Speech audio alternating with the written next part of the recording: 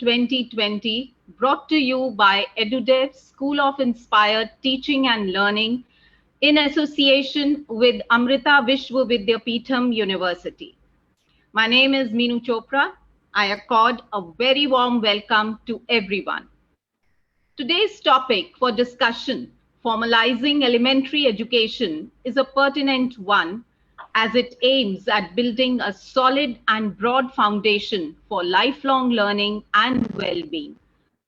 Early childhood care and education reinforces UNESCO's Sustainable Development Goal 4, but that is by 2030 to ensure that all girls and boys have access to quality childhood development, care, and pre-primary education so that they are ready for primary education.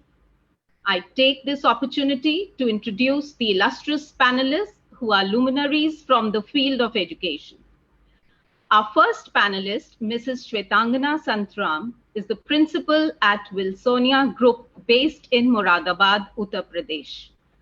Considering that the pre-primary section of the institution is the most important, Ms. Santram has been keenly involved with developing and designing the curriculum and refining teaching learning processes. She believes that we need a revolution in our education system, and creativity in pedagogy is the main ingredient to usher in this change. We are honored to have you on board. Welcome, Mrs. Santram. Our next panelist is Dr. Vinata Sai, who is the Chairperson, Science and Humanities School of Engineering, Amrita Vishwa Vidyapeetham, Chennai campus. A passionate educator, Dr. Vinata Sai acknowledges the need for embracing change in accordance with the times. A staunch believer in ancient Indian knowledge systems, she is hopeful that NEP 2020 will bolster educational development in the country. It is her constant endeavor to learn and be a better teacher. We are privileged to welcome you, Dr. Vinata Sai. Thank you so much. We now welcome Mrs. Srishti Bajaj, Headmistress, GD Goenka Public School, Sector 48, Gurugram. She is a proficient facilitator. Her professional interests center around the incorporation of powerful dynamics in learning practices in classrooms and beyond. Her extensive contributions to promote a deeper connect between the learners and teachers and her abiding belief in sustaining democracy in classrooms and school reflects in all her endeavors. She believes that education based on respecting children and enabling them to become happy will be the driving force for the social change. A warm welcome to you, Mrs. Bajaj. Thank you so much for having me. I welcome the moderator for the session, Mrs. Devyani Kapoor. Mrs. Kapoor is an educator, an author, and a thought leader. She is the founder and CEO of EduDevs, the School of Inspired Teaching and Learning. An ex-principal, she carries over 30 years of experience with her in education sector and has worked with key brands in the educational industry. She is credited with introduction of a number of innovative pedagogical techniques for effective classroom management, quality circle time, lesson planning, experiential learning, student empowerment techniques, and teacher training. A warm welcome to you, Mrs. Kapoor. I now hand over the stage to you, ma'am. Thank you so much, Meenu, for such an illustrious introduction of all the panelists and myself. Really, thank you. Today, I'm especially excited to be moderating an extremely powerful panel of three very dynamic women who are accomplished in their own areas of activity. They are the industry experts, and hence they are here. A heartfelt welcome to all our esteemed panelists. You see, the Indian government with its national education policy, which is a stated fact, it aims to have an education system that ensures quality, equitable access to the highest quality education.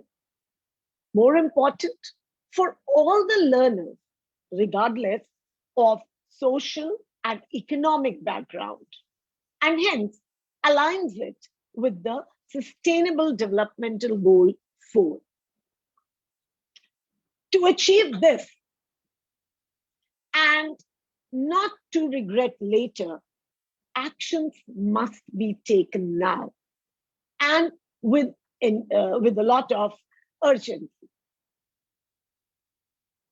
It is with this aim in mind that EduDay's School of Inspired Teaching and Learning, in collaboration with Amrita Vishwa Vidyapeetham, took upon themselves the task of decoding a Herculean document like National Education Policy and set on a journey to educate all the stakeholders about what the policy expects of each of us, which are the greatest challenges, and trying to bring the best brains and industry experts to deliberate upon a roadmap which would help us effectively implement the same. And we may not regret later that we missed the bus. Today's session is a continuation of the last session, which was formalizing the early childhood education. We deliberated upon the significance of early childhood, which is a period from birth to age group of 8 years. We understand that it is a critical period where researchers have proved that about 90% of the brain development occurs in this period of time. The government realized the potential of intervening during early childhood is very important, and hence the policymakers did not neglect it and rather gave it a center stage in the national education policy. The policy, if we look at from the top, inaugurated with a lot of structural reforms where it has shifted the 10+2 system to a 5+3+3+4 and expanded the age limit of education from 6 to 3 to 18 years. Now, so transformational change is what we all are looking at and what the policy hopes to bring in. As our Prime Minister rightly said, and I often quote this because I genuinely believe he hopes to create India a vibrant, knowledgeable hub. So without much ado and not trying to spill the beans, let's just twist the spotlight on our esteemed panelists and begin the session. As always, we would be having 3 rounds. First, the ice-breaking round. The same question is passed on to all our panelists. Then a specialized discussion with each panelist. And the last but not the least, and our most important round is the Q&A session where the audience want to know and they address their queries to the panelists. Coming to our ice-breaking question, and it will be in the order of Ms. Shwetangna Sandra, then Dr. Sai, and then Ms. Srishti Bajaj. I would request you to please adhere to 2 minutes or 2.5 minutes for your answer because there is a lot which lies in the coming segments. We all know that medium of instruction is the most critical component of learning and teaching as well. It's been proved that children create their own world and understand it best in their mother tongue. According to the National Education Policy, The aim of instruction is understanding and definitely not rote memorization, which it's trying to eliminate. Therefore, the emphasis is on learning through a bilingual approach wherever possible. The policy encourages local languages to be the medium of instruction, we all know. What is your perspective on this bilingual approach to the early years of education? Over to you, Ms. Sandra. Thank you so much, Devyani Kapoor and EduDev. It's a pleasure to be here with all this lovely distinguished panel. And as we just have 2.5 minutes, so I'm not going to go much into any of the other things. See, as you rightly said, that the early childhood care that has been, put on literally the center stage by this national policy, which was definitely missing. And that is a wonderful step forward, no doubt about it. But medium of instruction, when we are talking about, we have to firstly understand that what is our aim. By that, what I'm trying to say is that we have always taken pride in the fact that India is a nation which has always been able to create a mass of youth, employable youth, which is fluent in English.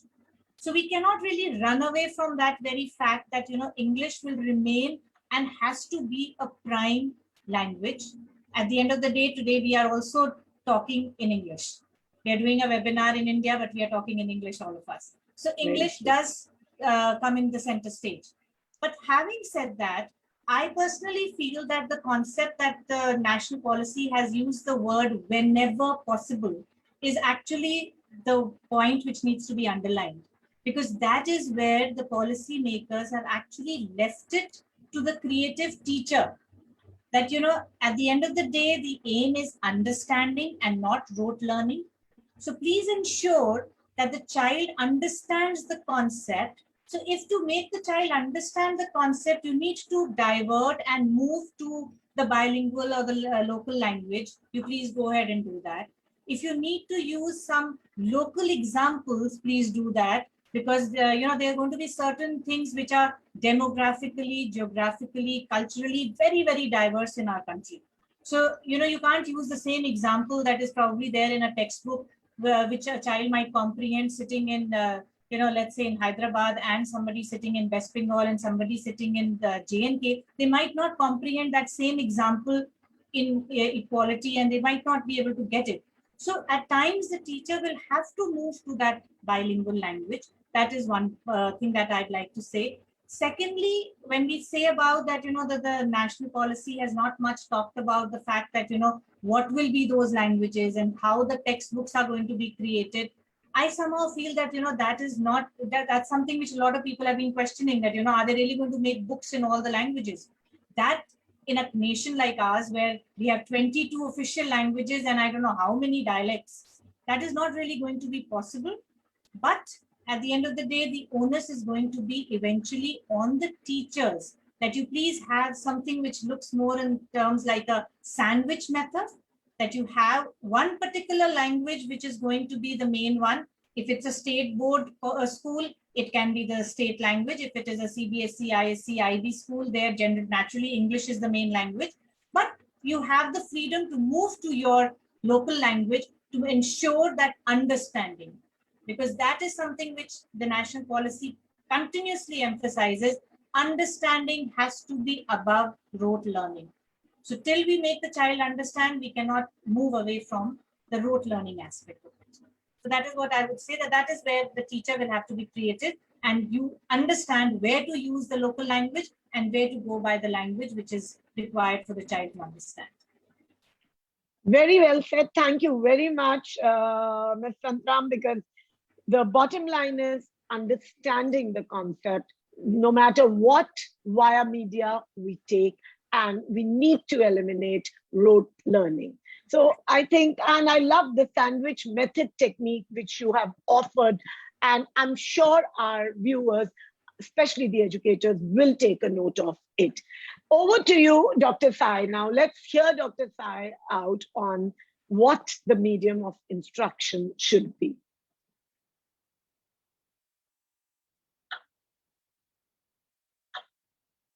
Dr. Sai? Okay, can you hear me now? Yes, yes. I'm sorry. No, no problem. Okay. So, good evening to everybody. First of all, thank you for being here. And now, NEP has clearly stated that wherever possible, we can have the mother tongue also as a medium of instruction. Now, I mean, lot has been said about this, right from the UN body, UNESCO, and various other theories are there wherein it has been stressed that learning through mother tongue or in the child's mother tongue, helps develop critical skills, thinking skills, and not only that, it helps in the retention also. So, and they feel comfortable about it when they do it in their mother tongue. So this kind of, but then the problem there is that ours is a very multicultural, multilingual country. Of course, 22 scheduled languages, but then we have at least about 270 other languages, recognized mother tongues apart from these. But the simple thing is that 96% of the population speak these 22 languages. So now let us talk about the present condition. The distractions are many for youngsters. We know about kids. We know how hard-pressed parents are. Both of them are working. So, they may not have much time, to spend with children. Earlier, we had grandparents telling children, stories in their mother tongues. So I think that is one missing factor. Today, of course, you have Audible and other things, but then you had somebody at home who would tell, the parents would tell, or somebody, usually the grandparents, giving. So you had moral instruction, so linguistic instruction, along with that. So the cultural values were there, and you also learned about life skills. So everything was there, all together it was. So that I think is missing today. So we need to address that. So teachers, parents, community, we all have to get together, bring back, we all grew up on a dose of Chandamama, Amar Chitrakatha, the Jataka tales, Panchatantra and all that. So these, wherever possible, the parents can be involved, the linguistic, the community itself can be involved in the classroom. They could have plays, they could have songs, so these kind of, when you interweave these things into the classroom with the, influence of the mother tongue, I think it becomes more, what should I say? I mean, it is kind of, it clearly etched in the minds of the young children. We are talking about age 6 onwards, right? So that is the formal education. So that is when it starts. So the pre-primary, and it's so nice exactly to have these under the formal structure. I think that's one other kudos to the government for formalizing it, bringing that into the umbrella of, formalized education. So mother tongue, all said and done, gives children, a kind of confidence. It builds their confidence. So any kind of skill, it can be numerical skills, or it can be linguistic, anything. I think it can be, the mode of instruction. Of course, the lingua franca usually happens to be Hindi or English, Hindi upwards, north upwards, eastern side, Bengali maybe, south English is there. So whatever it is, you can have that as well as the mother tongue. So I think this kind of the bilingual or multilingual approach enhances the capacity of students. It will bring out the best in them. This will also set, these are the foundational years for children. And as you already mentioned rightly, so the brain, of course, the growth happens maximum during this young childhood age, young childhood. So these early years. So I think at that point of time, when we are introducing these things, it is going to pave the way for them to think, we are talking about, today it's going away from rote learning. Okay, so I think it would set the trend in them to think critically, to think confidently, before the others, they need not feel shy, no inhibitions whatsoever. So that again, so experiential kind of education, all that, I think with the mother tongue, all this is given a fillip, I would say. Right. Thank you so much for your insights. And yes, I completely resonate your thoughts that, in mother tongue, the child creates his own world. The retention is better because the child is very familiar with all the ideas, the words that he creates. And once the child learns how to learn, then the learning becomes easy. So yeah, thank you so much, Dr. Sai. And let's hear out what Ms.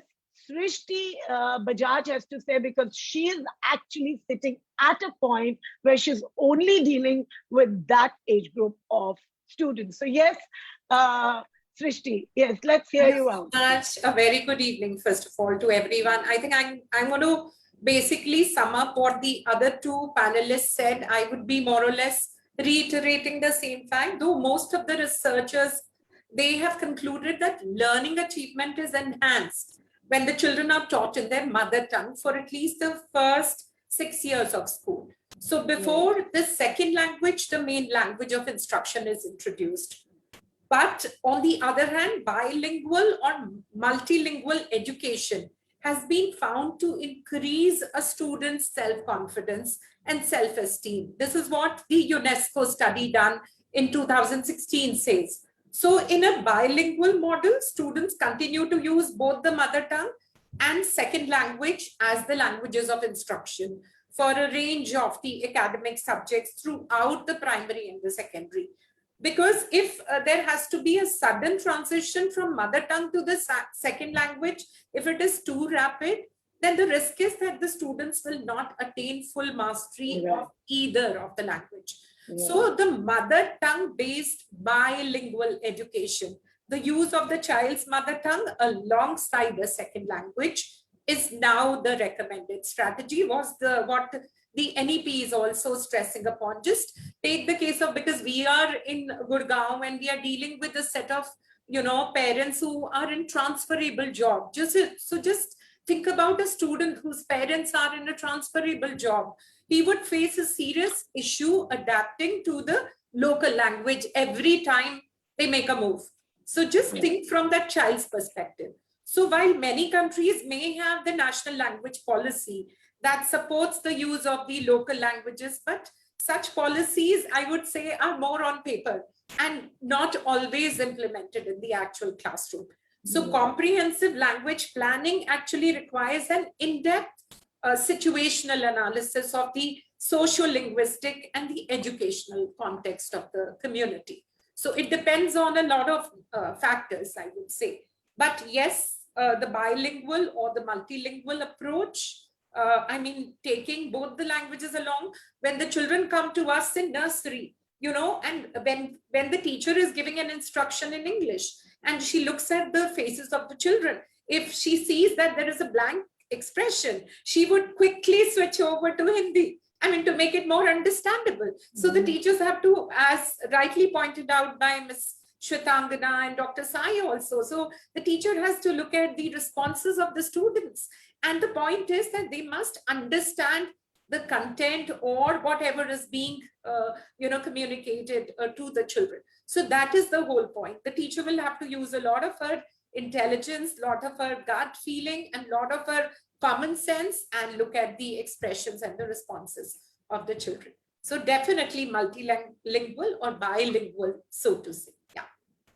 Thank you. Thank you so much, Ms. Bajaj. I think you have encapsulated the concept so beautifully with saying that mother tongue based bilingual methodology should be, and you actually said, because I think this was the most beautiful example, live example, which you said that we also need to, in a place like probably Gurgaon or any of those cosmopolitan cities where the children come from various backgrounds. So the task of the teacher becomes very, very challenging. And very quickly, I want to just comment here that when I was into teaching, and I would often hear parents coming to me and telling them that हमारा बच्चा English में नहीं बोल पाता है, ma'am English, and there was so much of pressure. Without naming any school, there was so much of pressure from the authorities that you need to make the children speak in English. It is so not done. It is so criminal. So a tip to all the parents who are hearing that, please don't rush the child to speak in English. Let them understand the way learning happens, and then I think there is no looking back. Thank you so much, and I think our ice-breaking round was excellent, beautifully. Coming back to our specialized round, now the order would be same. First question addressed to Ms. Shwetangana Santra. Yeah, to you, we see that there is a lot of buzz about foundational literacy. And, suddenly this word foundational literacy and numeracy have come up, and they have become trending words. And we do understand that foundational literacy which is also known as your foundational learning, is actually the ability to read and write and perform some basic arithmetic operations. I think that in a nutshell, we all know it means. Now, what do you think, and how do you see this continuum is going to, shift? Because we have the Anganwadis, we have the preschools, where children spend about 2 years. And so how this transition is going to seamlessly happen? Would it mean that suddenly including the early childhood, because we have formalized now for the first time the early childhood education into a formal structure, suddenly would there be a lot of curriculum pushed on the child which needs to be gouged? How do you think this kind of a seamless transition from Anganwadi preschools to grade 1 and 2 would happen? And what are the recommendations also, I would say, of the policymakers? What does the policy say about how to operationalize in terms of provision, in terms of approach, what curriculum? I mean, how are you planning it in your school? Yes. Okay. Thanks. It's a very, very pertinent question, something which I think a lot of us are already thinking about. And as you said, I just hope and pray that that doesn't happen when you said that they're going to put in too much curriculum on the kids, because that unfortunately seems to be a solution for everything that we want to find, that let's make a very, very structured curriculum, and then this is it, and just need to move from point A to point B, and that is how the children need to be taught.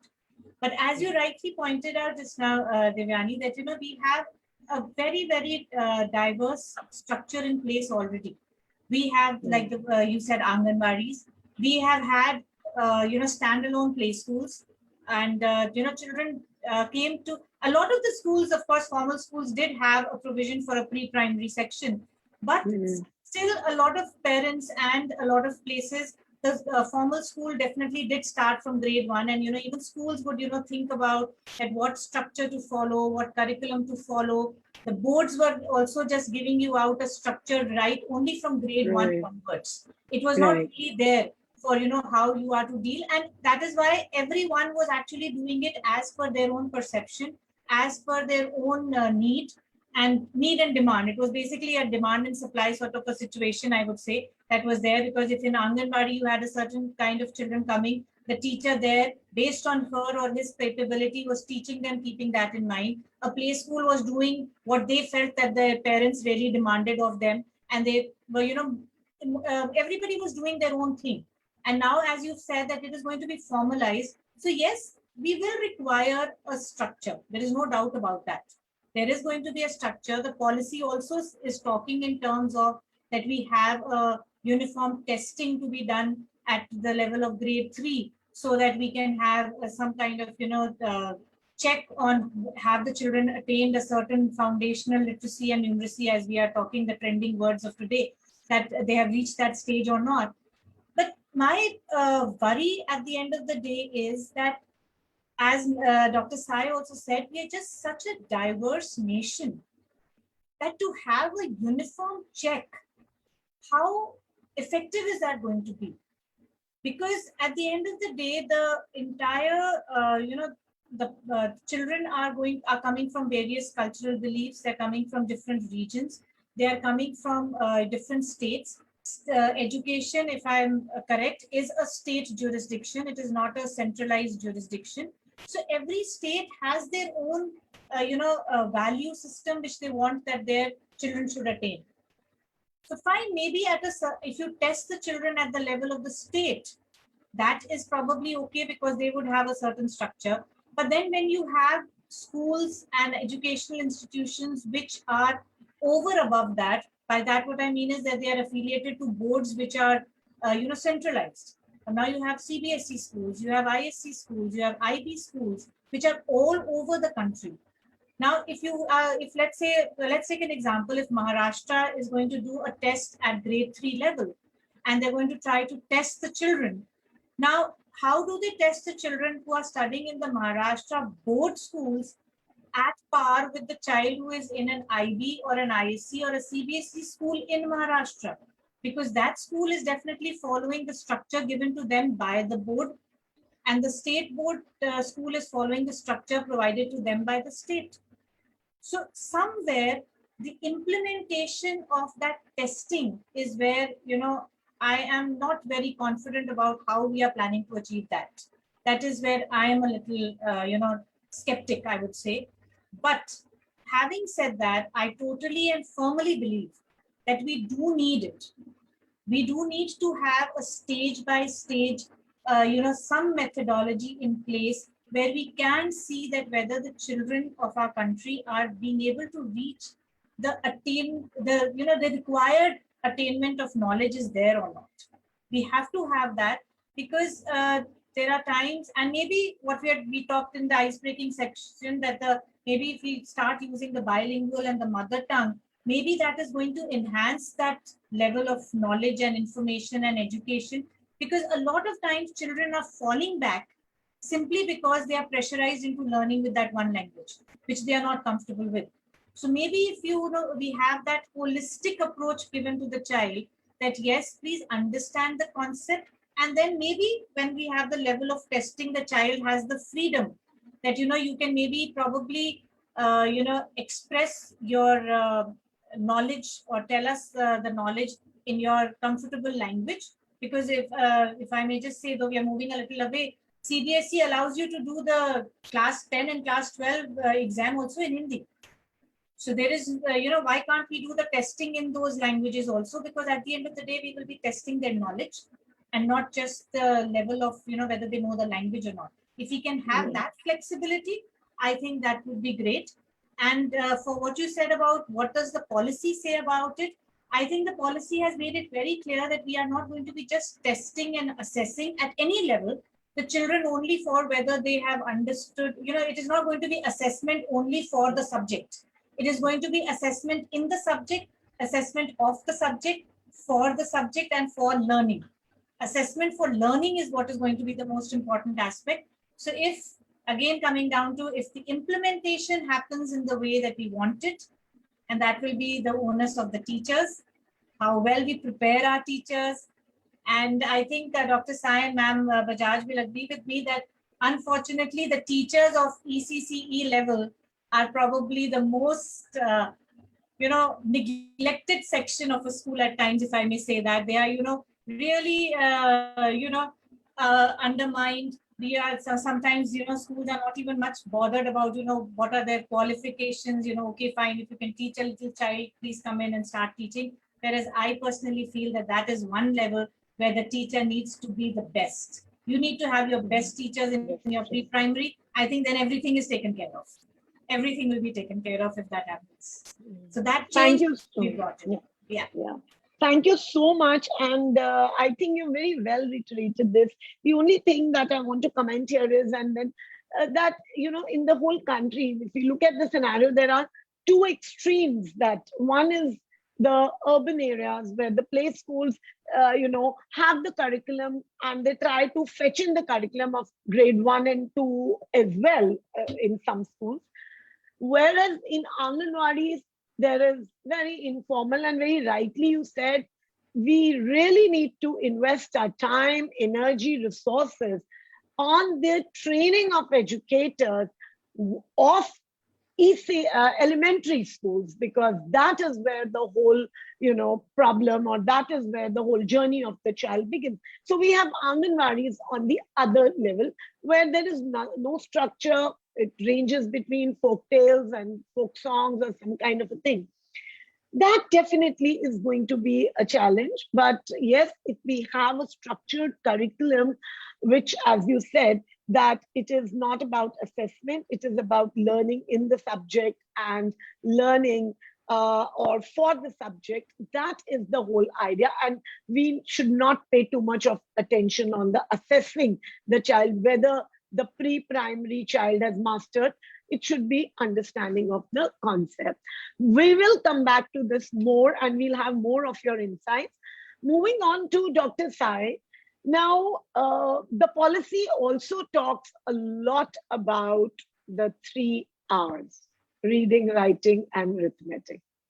We understand, and it's an established fact, that improved literacy can contribute to economic growth, reduce poverty, all these things, crime, make children better. But doesn't this align too much with targeting our SDG 4, which is a target to achieve by 2030? And actually, this becomes a cause of worry, because they think that the currently informal nature of your ECE may give way to education that would just revolve around the 3 R's and would just cater to the, and especially in areas, I'm not talking about the 2% of progressive or public schools, but by and large. So, and this becomes a very big question, that somewhere would it not be, on one side we are talking about the pedagogical approaches, there's so much of emphasis, play, way, technique, experiential learning, and suddenly the policy also talks about the 3 R's. So is it correct to stress on reading, writing, arithmetic at such a young age? Yes, Dr. Sai. Okay. No, it's not a walk in the park. I mean, whatever has been said in the NEP, it's going to be very difficult. In fact, just to the previous question, just one thing, it's not even about we were very rightly talking about transferable jobs and all that, but sometimes even within a household, we have the mother talking a different language, the father talking a different language. So within a household itself, there is this bilingual. So we can imagine what the classroom is going to be. And thank you, Ms. Shwetangana rightly said, yes, I think we need to give them their due, the teachers, because that is the level where I think they are, these impressionable young minds, to shape them at that level is most important. Yes, thank you for bringing that. Okay, now to the 3 R's, reading, writing, and arithmetic. Okay, so I would say that, it could be balanced in the sense that that also could be done in a very fun sort of learning. So why not? Because that is the age when they can imbibe the most. I mean, they can take in a lot. So if they can do that, so reading also can be done in a fun manner. It need not be thrust upon them, or I hope you can get that. So it could be writing, yes, maybe, there you have to make them sit and do certain things. So I think all this, a lot of onus is on, the policymakers as well as the implementation. So how they are going to make it interesting, how to make it creative. So that creative aspect is what will induce children, to gravitate towards these 3 R's. So if it is going to be something to their interest, to their liking, I would say, then definitely it is not something, a matter of force there. So I mean, and mathematical skills, well, Indians are known for their numeracy skills, and I think it's very important. So, okay, I don't know. Okay. Yes, but by and large, all over the world, of course, today, if you look at the math Olympiads, of course, China has been walking away. That's a different thing. But by and large, we are good at it. We have been good at it, whatever. Okay. So I think it is important. I think I don't know. I feel that it is right. The only thing is, let us not make it a rigmarole, or, make it, force it upon them in a particular fashion or anything. It should be done that, as you mentioned, that playway method and all that, so experiential. So I think in that itself, I mean, you can show them some story, and then we can ask them, oh, why don't you read a portion of it or something like that? Or you could have it, somebody could come and act it out or something like that. So, and then they could read parts of it, not necessarily in class, maybe, they could have time at home, or some at their leisurely hour, they could do it, I think. So I think it's fine to kind of slowly introduce reading, writing and arithmetic, at that age. But then not too much of, I mean, as you said earlier, I don't think we should go about evaluating those skills and saying that, one has to get so much to go on, proceed to the next level or something like that. So it also has to happen in the same method wherein it is creative, where it gives a lot of fun for the children, to do these things. So I think if it is done with that aim in mind, I'm sure that children would be ready to, grasp these things, because that age, I think nothing is beyond their grasp, so to say. And they can. I mean, actually, because in the last episode, we were actually debating upon certain myths that exist at the stage, in the pre-primary and elementary stage, that, is it that the child needs to develop his motor skills and start the writing skills first, or the reading skills later? The only thing is that, and I would want you to just comment on this, that two things. One, formalizing education right from the pre-primary level, and two, the SDG goals of, the goal 4, looming large by 2030. There is little apprehension that, this might not club and the children for whom we picked up this and incorporated the elementary education, they might not be at the disadvantage, or this might not backfire, because reading, writing is important, but then at the end of the day, the child needs to understand what learning is all about and learn how to learn. That is something which I feel is so. Yes. So SDH 2030, yeah. I thought you wanted me to comment. No, yes, I want you to comment on that. Okay. Yes. So SDH 2030, yes, the whole world is, gravitating towards that. As you say, well, I think even now they have been kind of doing this, it's only that you're giving that kind of, you're bringing it under a structure of NEP and trying to do this. So according to me, I think it is manageable, and at least we can try it, is what I feel. Yes, but then, as I told you, that should not the be all and the end all. Yes, so we can try that. Yes, and I think they may succeed also, the teachers, in making them read, or in making them write.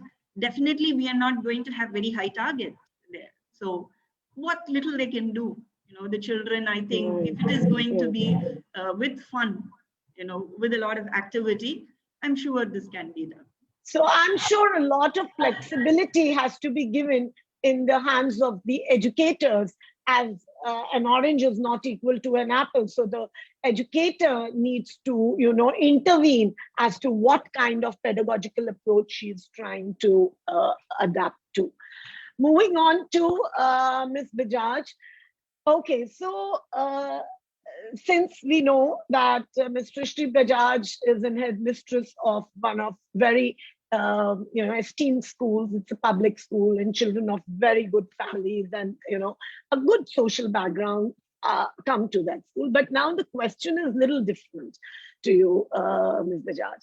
We see that India faces a big problem, as I just mentioned, that there are these two extremes in the country. On the one hand, the major chunk is students on Anganwadis, where we have also cases of dropout rates are very high, and they come into the formal sector. And it has been estimated that most of the children don't even know and understand the basic numeracy and literacy skills are lacking when they move on to even testing as done in class 3. There is another segment, the kind of students which you cater to, which come from good play schools, which already have a good command. They can even directly sit in probably a class 1 and get away with the curriculum. In principle, the foundational stage will consist of 5 years with flexibility, multi-level physical activity, as I'm talking about. And the curriculum and pedagogy of ECC will also begin to, then incorporate some textbooks will be introduced, though they were, as Dr. Sai rightly said, that it's not that it's suddenly something new has come to us. We were having these textbooks. Would it, but still, this again coming back to the same, and I think taking a different perspective from each one of you, would it not be detrimental for children if the prevalent skill-based literacy education and evaluation of the primary schools is brought down to the preschool? Because we can't forget that we have been put under a formal structure. Preschool comes under a formal structure. So what would be the assessing mode? And if then it is not a conflicting ideology? Yes, Ms. Bajaj, to you. Yeah, sure, Devyani. I will just take it up step by step. Yeah. So on one hand, we are talking about universal high quality education, because that is probably the best way forward, because India would over the next decade is going to have the highest population of young people in the world. So our ability to provide the high quality education opportunities to all will determine the future of our country, right? So we have to work towards it now, and standardization is the need of the hour. Undertaking the major reforms that bring the highest quality, equity, integrity into the system, right from early childhood care and education through the higher education. So the policy rightly proposes the revision and revamping of all the aspects of the education structure. And I believe textbooks are an integral part of it. They are not separate from it. So though the teacher has to be at the center of the fundamental reforms in the education system, the new education policy must re-establish the teachers while also instilling in the system the basic methods of quality control and accountability. So where will the quality control come from? Where will the accountability come from? So there has to be some synergy in the curriculum across all levels of education, right from early childhood care and education through the high school and everything. So there has to be a light but a tight regulatory framework, I would say, to ensure integrity and resource efficiency. And who is stopping the educational system to empower the educators so that they are encouraged to continue to innovate and think out of the box? So, a base is given through the textbooks, and sky is the limit. You can actually, now they're saying there is no box, think out of the box and you can come up with highest level of creativity and innovation.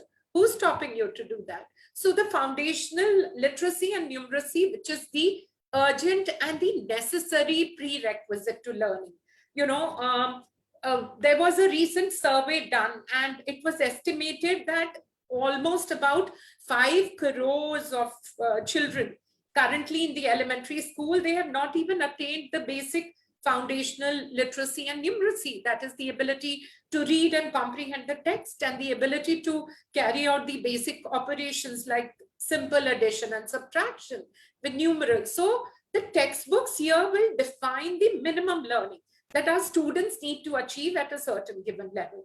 And also the policy talks about ensuring that all students are school ready. So they're talking about an interim, 3-month play-based school preparation module for all the grade 1 students, which will consist of the activities, workbooks around learning the sounds, words, numbers. So that is being already developed by NCERT, and most of it is already there. The process has already begun, and a national repository of a high quality resource on foundational literacy and numeracy are being made available on the digital infrastructure for knowledge sharing. That is the Diksha portal. Recently, we had a little session with an expert of our teachers where we were talking about creating those comic strips or the graphic novels. They are being created right from grade 1 to grade 12. So I would say, Srishti, we will be coming back on the Diksha portal, so don't touch that. Okay. So I'll have your inputs as well. Yeah. All right. So moving on, we are also talking about skill-based learning and why the skills need to be focused upon. So I would say NEP is rather focusing on the competency-based education, which is a combination of knowledge, skills, and attitudes that students need to develop and apply for successful learning. All this while we've been, talking about what is going to help them in the long run. That is learning to learn. So the skills, if a child, say for example, to get the language competency, the students are taught through the listening, speaking, reading, and writing skills. So that will help a child decode the written text, to comprehend the meaning of the written text also. So comprehension of the text will also determine their performance in the other subjects, right? So similarly, when the child is trying to organize the thoughts, we normally do it through graphic organizers. Even before the child can write, we say, okay, make a mind map of all the objects beginning with the sound L.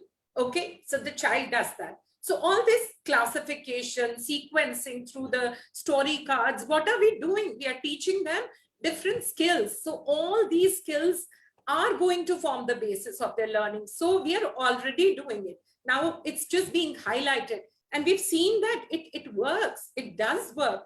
And talking in terms of assessment and evaluation, it is again very, very important because it's simply tracking our learners' progress so that appropriate interventions can be provided at the right time before the learning gaps become too wide.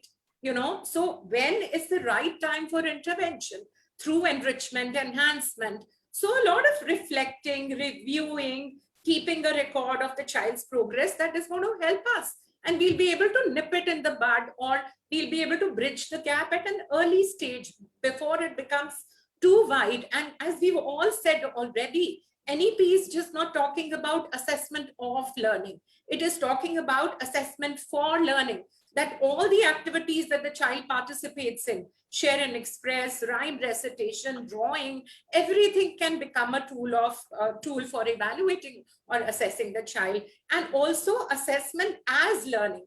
Now we've of late started maintaining the e-portfolios of our children, which is like creating a lasting archive of the various accomplishments as they... Srishti, wait. I have to stop you here because I want you to speak. No. Now, you said beautifully that light but tight structure. You spoke about those because your school is that progressive school where teacher understand assessment for learning, the various pedagogical jargons which you use, which a teacher of your school would understand.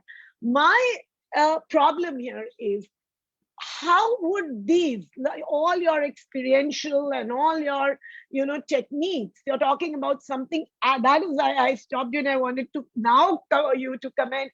You're talking about an e-portal.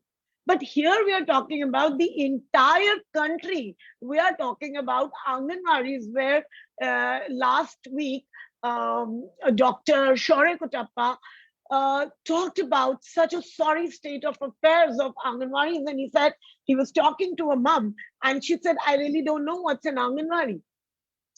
And the level of teachers, and Ms. Santram just said that, for an elementary school, whoever she gets it, and because I'm sure in that where she is, then she has to put in a lot of effort and mentorship on the quality of teachers. So, what would be that bridging gap? You being an expert, I really don't want to listen what good thing. Of course, you're here because you're doing commendable things. And honestly, I've ticked on your so many taglines where you said standardization is the need of the hour and learning to learn. But I want you now to actually comment about how this is going to take place in tier 2 cities, in rural areas. That is the play. Yeah. Sure. Yes. So I think there is no dearth of resources and all the educators are capable, but the need is to reach out to them and empower them through educating them in the use of the locally available resources. So what we did during the lockdown, we did not have any expertise, tools or the resources like what we use in our concept lab or activity studio. We could not make that available to our children. So what did we do? We used the easily available household resources. Even for quantification, we said, okay, bring whatever you have. Like the children were using beans or they were using whatever was available, their toys or even vegetables and fruits and whatnot. So leaves, pebbles, shells, all these things can be made use of to teach numeracy and literacy. And instead of e-portfolios, we can display the work of the children, whatever. Even if the child has created something out of clay, that can be put on display and we can label it that this particular child has done it. So there is no dearth of talent or there is no dearth of potential in the teachers. Yes, we need to empower them by educating them, by bringing their attention to these small little things that whatever is locally available, we can make the best use of it. We are encouraging our children to create so many things out of newspaper, like we did an online annual day where half of our props were created out of old newspapers. So, I mean, it is not that we are trying to be exuberant or over the board. We are trying to go and we are trying to just exploit the resources that are available. No, a lot of common sense needs to be applied here because the times are such, and depending on the local availability of whatever is there. But I think first and foremost, we need to educate, empower the educators, educate the educators. That is the need of the hour. We need to reach out to each and every educator, and I'm all in for it. I mean, I would love to take sessions for all those educators and empower them. They are really, really capable and they're so creative. So we just need to bring their attention to what they already have within. So it is. Thank you. Thank you so much, Christiana. It was, yes, exactly. This was what I wanted to take it out from you, because being an expert, and I'm sure so many of our viewers who are from tier 2, tier 3, because the kind of registrations we have, it's pan India.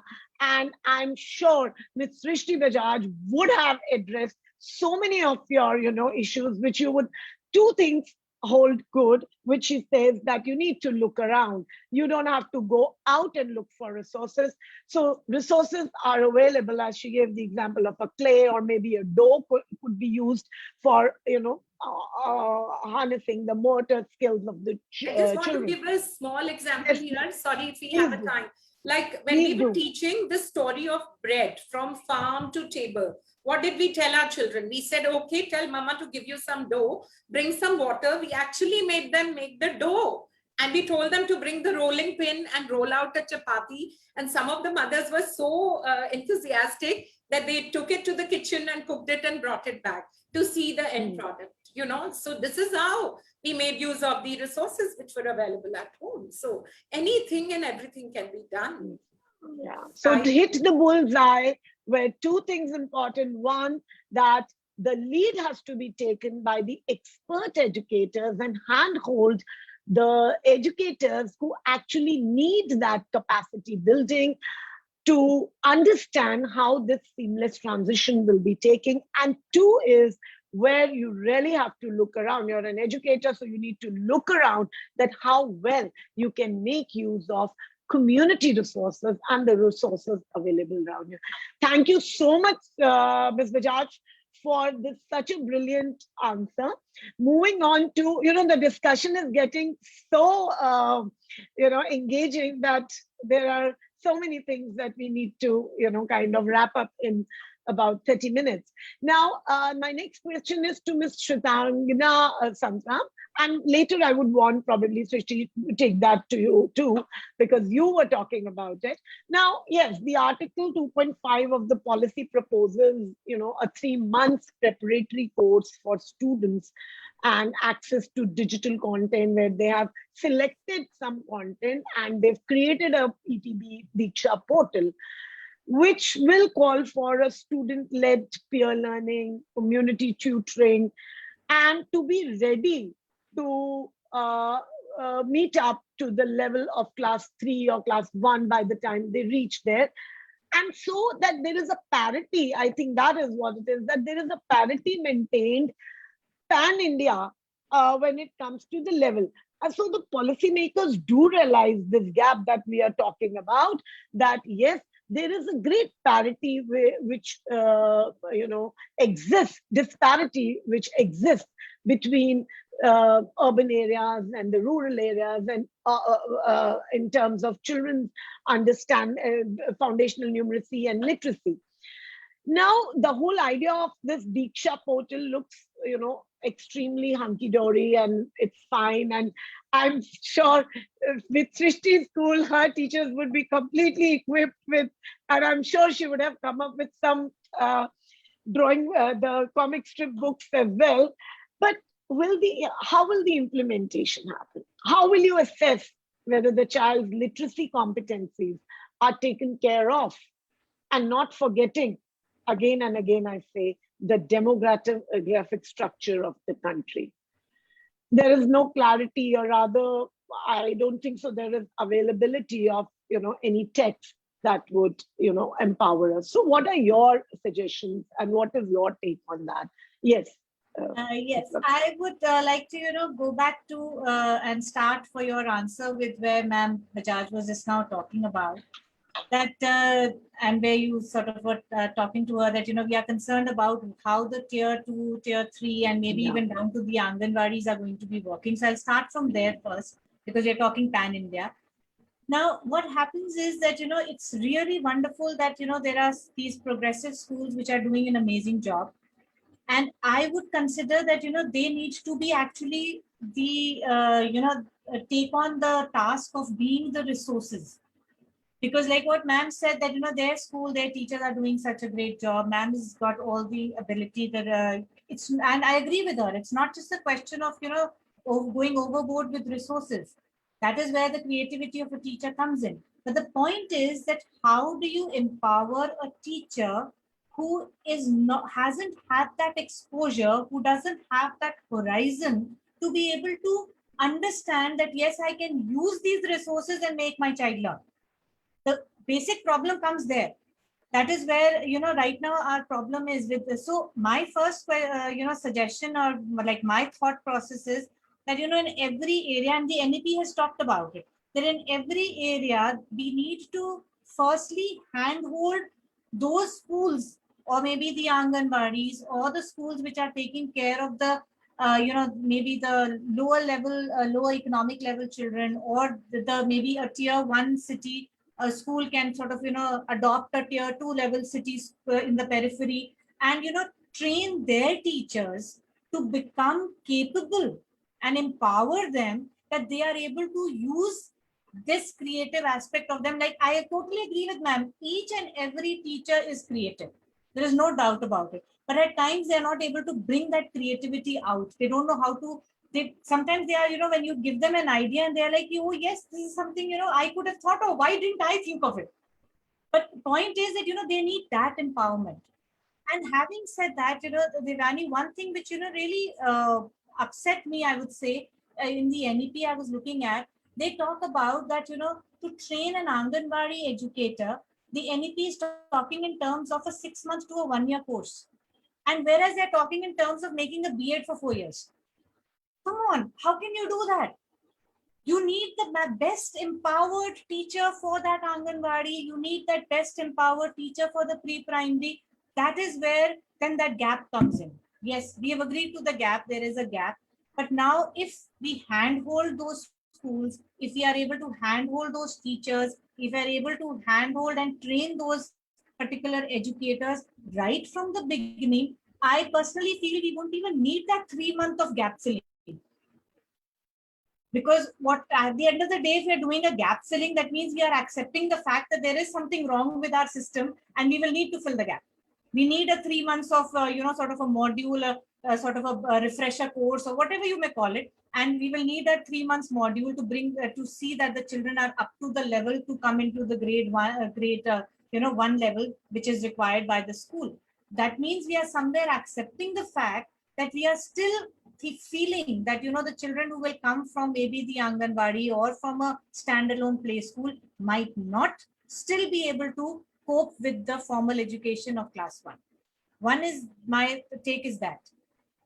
Secondly, I would say that yes, these apps are there. We are going to be creating for the children, these testing, places where we will have the benchmark. That is what basically the modules will do. There will be certain benchmarks and we will ensure that the child has reached that level. If the child hasn't, then that 3 month time with the community, coaching and with the peer mentoring and with the teachers hand holding them, the refreshers, the reviewers, the remedials, all that is going to be done and taken care of to ensure that the gap is reduced. But again, for that, I feel that the teacher who will be doing that module needs to be a teacher who will be able to assess, as ma'am very rightly said just now, that whether she is assessing for knowledge or of knowledge, what is the teacher going to be assessing? Till we know that module of 3 months also, I feel, is not going to be very, very effective. That is my take on that. I think very rightly said that, that's something which you really highlighted very well, because we've been talking about this, that the best need teachers and the most empowered teachers and the most patient teachers, because that's the first time the child is stepping out in the outside world, and they need to be the most matured and intellectually well evolved educators. And we're just giving them a time of 6 months to 1 year or 2 years. We did discuss in our last session. But having said that, I think, yes, the gap exists, because we have researchers which say that, and that is why we are deliberating on this, that about 5 crores of students do not even qualify and understand the basic foundational numeracy and literacy. And I think that analysis brought the policymakers to incorporate this. But yes, very well said. Thank you so much, Ms. Santram. This is moving on to now, this is the last of this round, questions to Dr. Sai.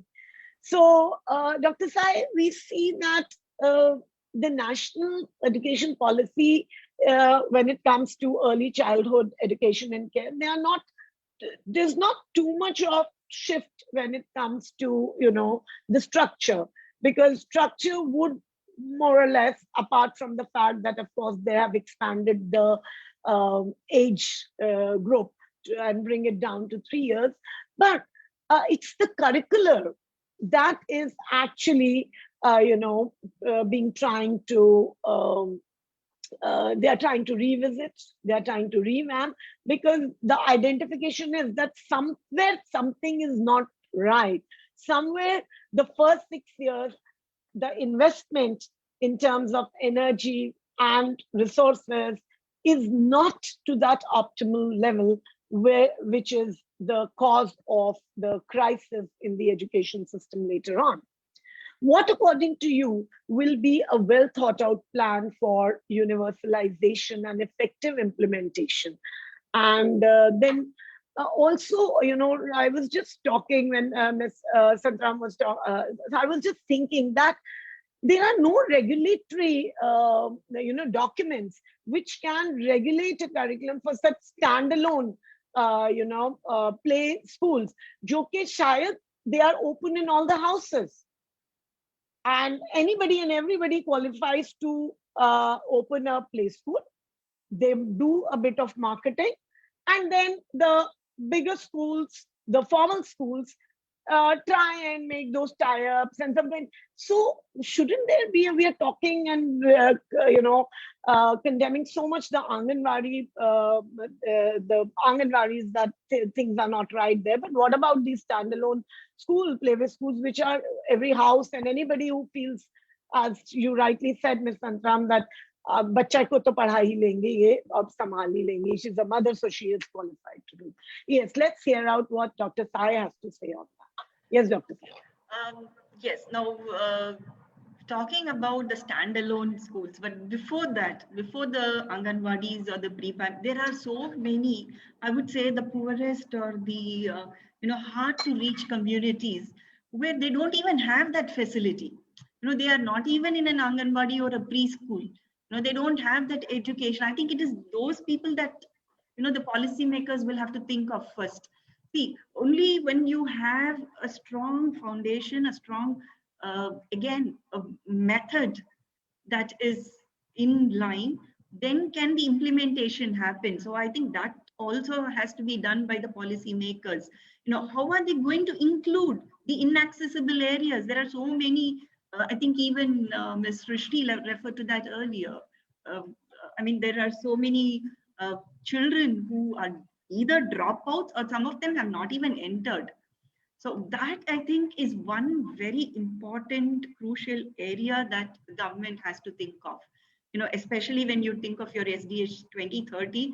So bringing everyone. So when you're talking of equitable kind of learning and development, and where you talk about gender disparity and all that. So I think these inaccessible areas should be addressed first. Yes, there are in cities, of course.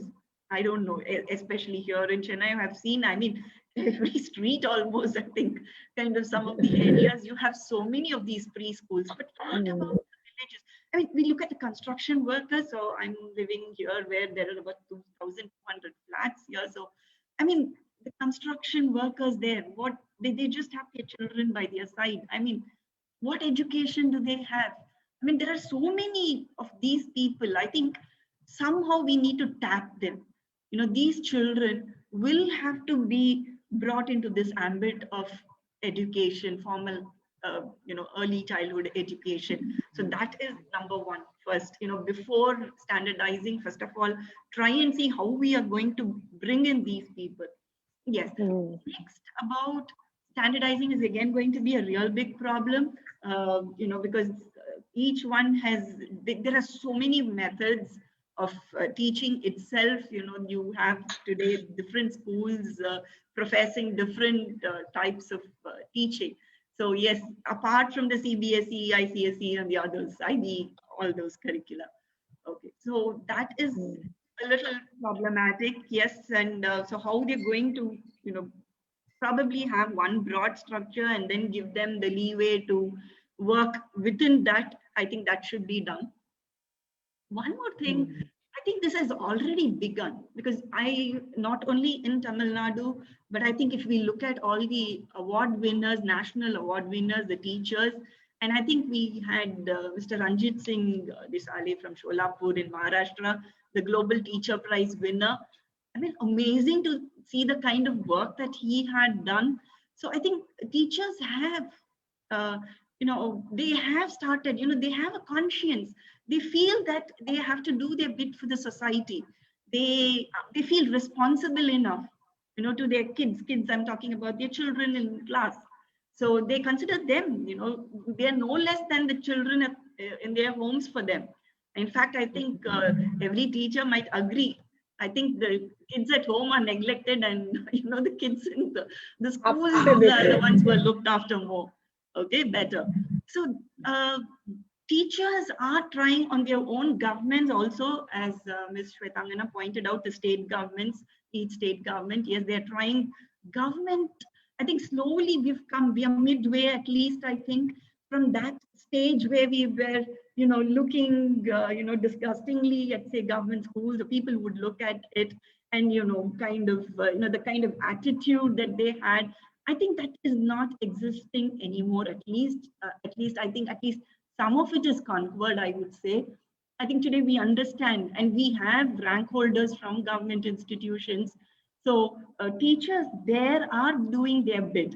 It is just that now with this policy framework, they will get that impetus to do better. I think so. They're going to be given more freedom. So this all these have started actually, and government schools are doing. And there was one teacher from Pondicherry that we came face to face with. Amazed. He's just in his 30s, early 30s. He's won the presidential award, and amazing to see all of his money, all of his income earning goes to the school. He paints the school. He kind of, has infrastructure built. He involved the whole village. And there was a time when he had to go and beg. The teachers of the school had to go and beg at doorsteps to enroll children to that school. And he was proudly saying last year he was telling us that people come with recommendations from chief minister and other ministers to get enrolled in the school. What a mammoth sea change that is. So I think teachers today, especially this pandemic, again, we see how well they've handled. So teachers, so when you're talking about this early childhood education, how it can be implemented. So the implementation has started, I would say. So teachers on their own, as well as, governments also have kind of instilled this in their minds that this has to be taken forward. Now, yes, it has become a national movement. So, I think that's a revolution kind of thing that's happening now. So with that, I'm sure that, everything and I was very happy that Ms. Srishti brought this. Yes, attitude also, values also. So it's not just about knowledge. Yes, vocational skills. Yes, that is also being taken care of. So I think they are encompassing everything that is necessary for a young individual, a young child to thrive. So I think that is what is best about this NEP. And schools, so when we're talking of either it could be Anganwadis or the play schools, whatever it is, yes, some sort of, we cannot leave them to function completely on their own. So there has to be some kind of a framework that has to be modeled. And within that framework, people can have the independence to work.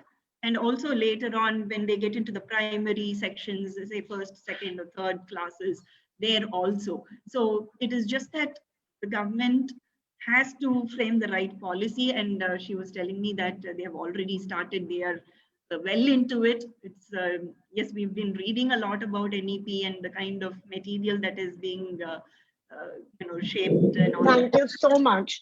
Thank you so much, Dr. Sai, for such insights. And you rightly said that the journey has begun, where you gave the example of a young educator of age 30 who is an award winner.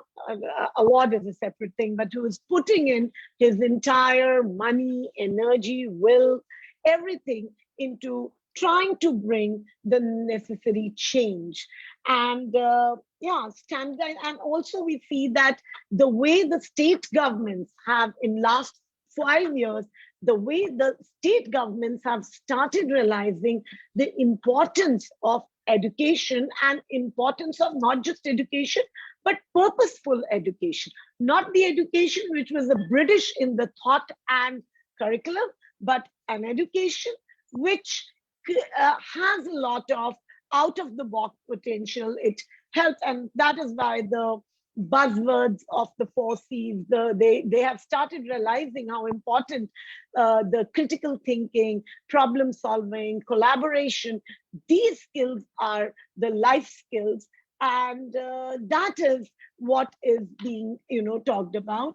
And probably that's the reason the way the NEP has come up in the document. It is not just a document, I would say, a policy of any government. It is a policy of endless hours of brainstorming and experiences of the ace academicians who have observed, analyzed the society, and have come up with the right kind of solutions. And yes, as our Prime Minister said, that India will definitely be a vibrant knowledge hub.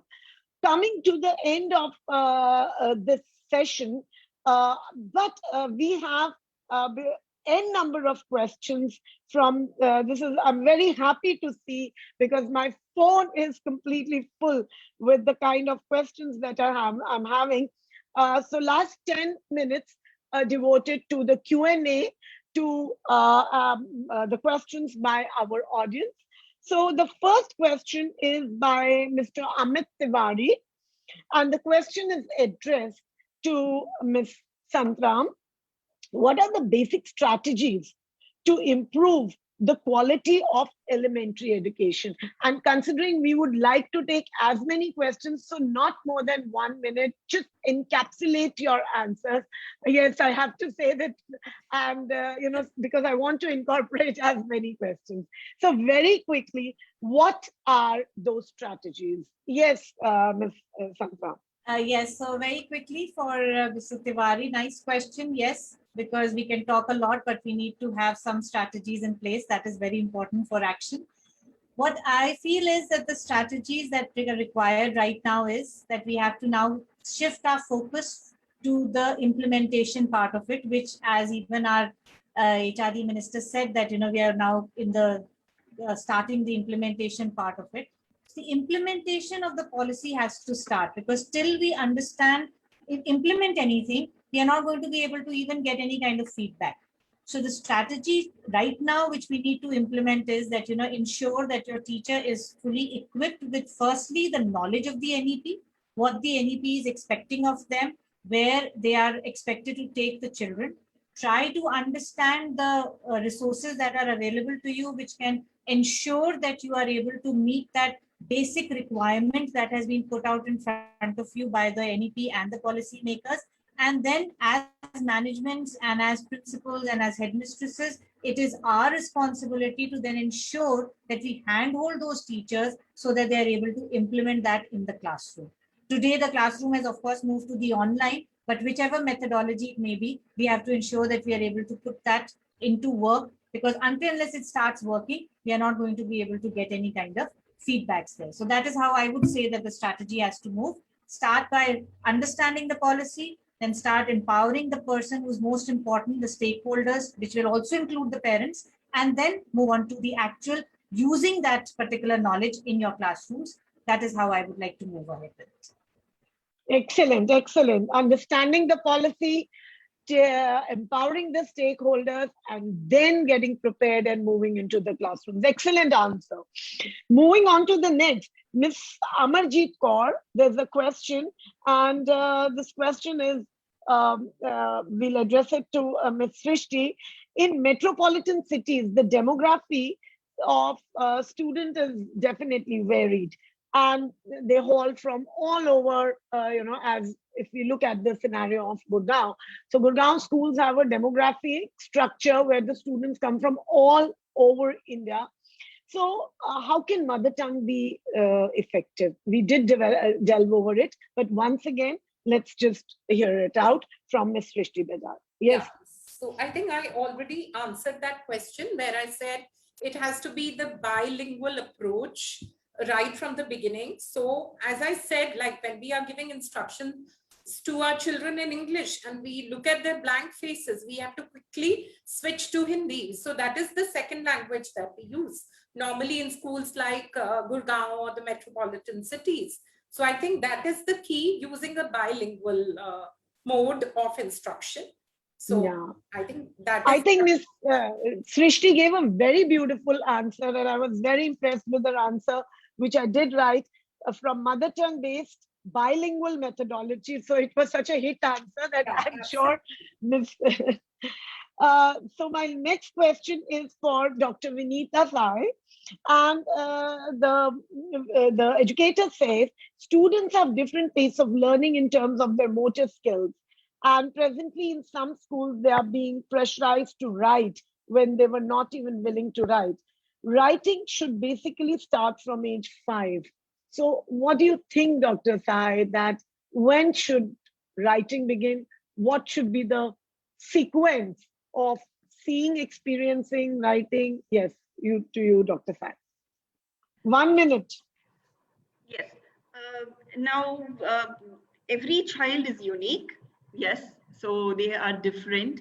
But I think, see, writing also, I mean, we've seen babies, even children, very young children, you know, they start scribbling and doing. So we need not give that, you know, saying that, I mean, write A or write or whatever. No, let them just sit and do something, you know, that is also some kind of writing, you know. It could be, you know, babbling in its own whatever it is, you know, it could be some mumbo jumbo, whatever. But then something is happening and it will set the pace for, you know, development later. So I think a student should be allowed to first give vent to whatever, you know, they want, and slowly we can, you know, make it structured. So initially, no, we should not force. I don't think we can just, you know, hold the hand and say, write this, write that. No, I don't think that should ever happen. So just make them do some coloring or just draw whatever they want. It could be anything. So they start that way. So it's fun, first fun. So I think from fun, it has to then move on to some kind of meaningful learning. So I think that. Can I add one point here, Divyani, if the time allows? Just one. There is another. Yes, please. The other question I was wanting to address to you too. You only. Little, yes. Because here, I think when it comes to writing, and we are trying to teach how to write to the child. So first thing is we need to work on his pencil grip. So, I mean, doing those fine muscle coordination activities. And also, I think somewhere the kinesthetic tactile sense of the child is underutilized here. We try and show the formation, we try and say the sound, but we don't make the child feel the formation. So the use of the tactile cards or simply tracing the letter or the formation, even for that matter, the shapes or the strokes on the arm of the child. So the kinesthetic tactile sense, if it is used more, it will be easier. One, we need to work on the pencil grip, and then automatically things would flow in. I think kinesthetic tactile sense is something which is underutilized. So those tactile cards, those tracing things, rainbow tracings, all those things need to be done with the children more to encourage them. Because even when we begin with writing, many children are not wanting to write. So they can sand trace, they can rainbow trace, they can use the tactile cards, they can simply put the stick stones on a formation of a letter or a number. So there are so many different ways to encourage them to understand the formation, may not come to the writing straight away. Yeah, so just wanted to add. Yeah, so I think that is so brilliant. And Ms. Srishti Bajaj has given so many techniques, and all the viewers, all the educators who are joining from distant part of the country, they would have benefited. One question by Ms. Vidhi Duggal. Again, I would like to address to you, Ms. Srishti. This is that because this becomes very important. We've been talking about assessment, and we've been talking so much about how would that happen in earlier. What is more important, evaluation or reflection? How, yeah, but briefly. Yeah. I would say reflection is a part of evaluation, right? It is not separate from evaluation, because it says we are tracking the learner's progress, right? So that the appropriate interventions can be provided. So all the time reflecting and reviewing what the child was able of doing before and what the child can do now. So we take a pause, and at every point we are reflecting. At every milestone that the child is achieving, we are pausing, we are reflecting, evaluating and then moving forward. So I would say both are equally important. Both go hand in hand. Reflection is a part of evaluation. We pause and reflect and rethink and reevaluate and then move forward and provide the necessary interventions accordingly. So reflection is a part of evaluation. It's not separate. Great. Great. I think this is a great insight when it comes to early childhood, because for an educator of elementary education, it is very important to understand that reflection is also a part of evaluation and you don't need a separate segment. Again, there is a question which we have addressed, but Mr. Arun Varhapande has this question is from him, and I address it to Ms. Santram. Since we are talking about early childhood education, can we not reduce the stress on written language and books? And here we are also talking about certain textbooks that would be introduced in the elementary, the pre-primary stage. Yes, Ms. Santram. See, ma'am, as it is, the policy talks about that the first 3 years of the 5 years of the ECCE are not actually supposed to have textbooks. We talk about textbooks, light textbooks, that's the word used in the NEP, are to be introduced in grades 1 and 2. So the pre-primary level is actually, again, going to be an area where there's going to be a structure that, yes, we will probably have benchmarks that, the child should be, by the end of the year, the child should have these achievable aspects that will be marked out. And how those are achieved, that will be, it could be workbooks, it could be some, other methodology that the teachers can use to evaluate them. They can make them do some kind of drawings and some kind of performances. It can be some kind of workbooks, but there's not going to be any specified textbooks for the pre-primary. The light textbooks are only going to be introduced in grades 1 and 2. So I don't think, there is any burden of children with books at that age that is going to come up. That is going to be the case. I know we're very short on time. I would love to speak a lot on that, but I can see your face. That is it. So I'm just cutting it short there. Yeah. Yeah. One very, very pertinent question, and I think all of you can address it very briefly, because that is the pain area of every educator who's in the elementary education. ECCE, this is by Miss Neena Singh. ECC are paid very less as compared to the middle and senior classes, whereas they are doing the real working on the foundational level. Whereas in West, the focus is more on ECC and there are highly qualified staff. Don't you think they should be paid at par with the other teachers? Very quickly, and then a recommendation as well for all the ECCE educators. Yes, we start from you, Ms. Santram. Yeah. I totally agree with what ma'am has said, the person who's asked the question. That is sadly the truth that is there. We can't run from that. But I think that the change can only come firstly from the society. You ask any teacher that, if somebody asks you that, okay, you're a teacher in the school, what grade do you teach? A lot of teachers still, I'm not saying everyone, but a lot of teachers still have that inhibition to claim that I'm a pre-primary teacher. They come and even tell the managements, when are you going to promote me to a higher class? Because when I tell people that I'm a pre-primary teacher, they don't like it. They look at me, like, oh, that is all that you do. That's what. So the first change that has to come will have to come from the importance that as parents and as society we give to that teacher of the ECCE level. Because it's a fact. I firmly believe that they are the most important teachers of the school. Because if the pre-primary, my concept in school is if the pre-primary and the senior secondary, it has the best teachers, middle school will take care of it itself. That is how I feel. So very well summed up. I think excellent answer.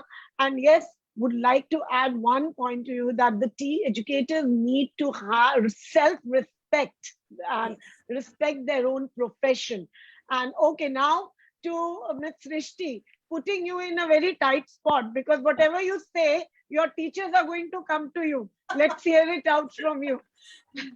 Yes, ma'am. I think the change has already begun, and it is your conviction, how much conviction and passion you carry about your profession.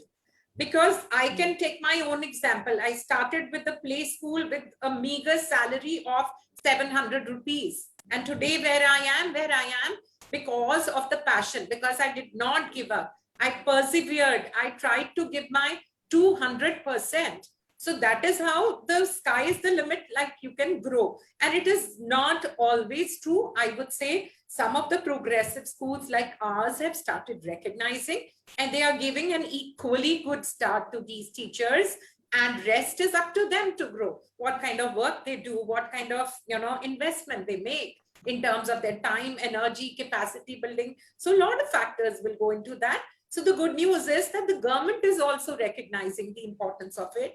And there's a lot of talk about early childhood care and education, and they've been focusing. So the time is not far.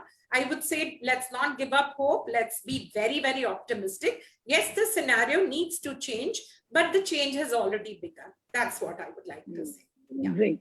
So anyways, you all have also answered my summing up question, but still 30 seconds.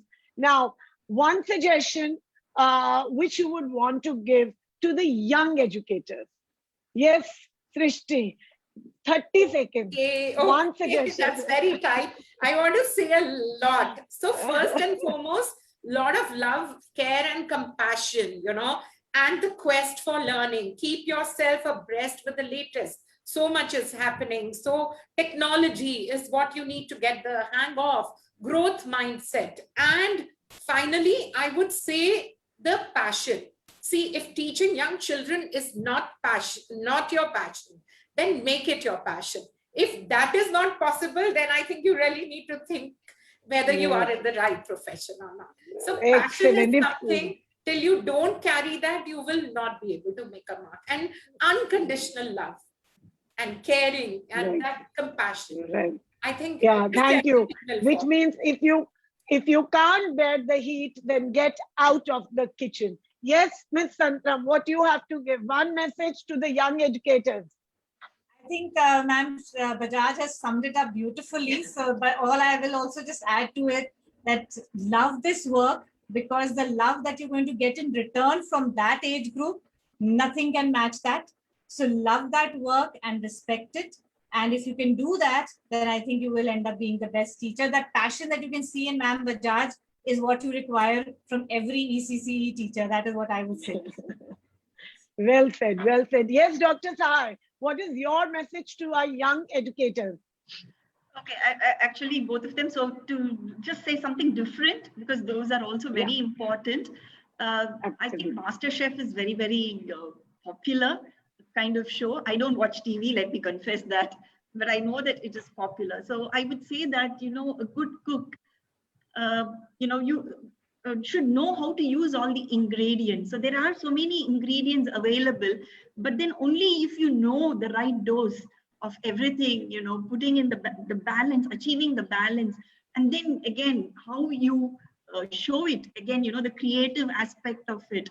And so how it is made, it should not just be palatable, but it should also be very interesting, motivating, and all that kind of thing. Something that allures children, because they love that. So I think, so like a master chef, so you own that place. I mean, you are the kings or queens of the classroom then. So you can take it on, I think, and then the world is yours. So you just, and as they said, have the confidence and love and all that. Oodles of love, yes, and you'll get back more, I would say. Very well said. And I think the last but not the least, the last coming line was excellent by Dr. Sahar when she said that it has to be the right ingredient in the right amount. And since there are no set recipes, so you have to create your own recipe. And the recipe will only become a good recipe if there is a lot of passion, which I used to call passion का तड़का बहुत जरूरी है अगर आप एक अच्छे chef बनना चाहते हैं. So that is it. coming to the end of this session, and I think the last two episodes have been really insightful, and we left no stone unturned where we did not discuss any aspect of the early childhood education and care. We had always an excellent panel which gave a lot of their passion, their insights to it.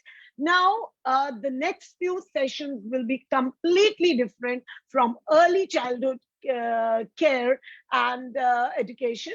We will be moving on to higher ed. So educators, educators, management, parents, and students, we will range the next few episodes from senior secondary to higher ed, how seamlessly you can transition from your 11 and 12 to your higher college.